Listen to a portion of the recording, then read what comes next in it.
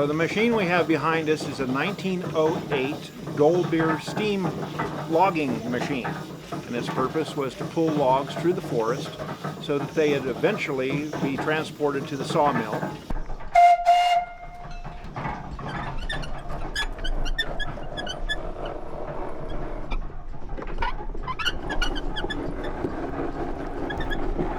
So this steam engine operates essentially by a wood fire boiling a steam kettle full of water, creating steam. It carries a variety of whistles on it, but back in the day, really, it only had one whistle for purposes of communication within the forest. If there was a need for communication over the side of a hill, they would have what's called a whistle pump. A small boy had a wire that was attached to the whistle, and he would watch the logging operation below and then pull the whistle at the right time so that the steam engineer could engage the machinery and pull the log up from an area where the engineer couldn't exactly see it.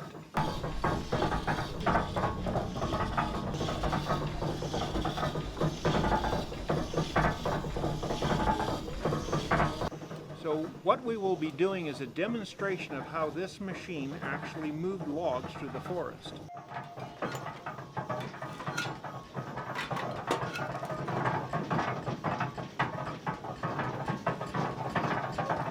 Essentially, the loggers would drop the trees, and this machine would roll the logs into two-pole chutes, which is basically a road through the woods.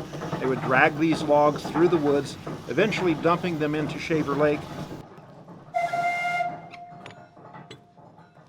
Would be gathered up by the steamboat, the Michigan, transported over to the sawmill.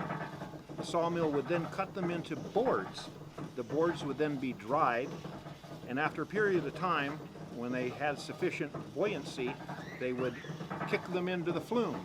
And then the flume was 42 miles long and would reach Clovis 6.5 hours later. At the turn of the century, this was the latest and greatest technology.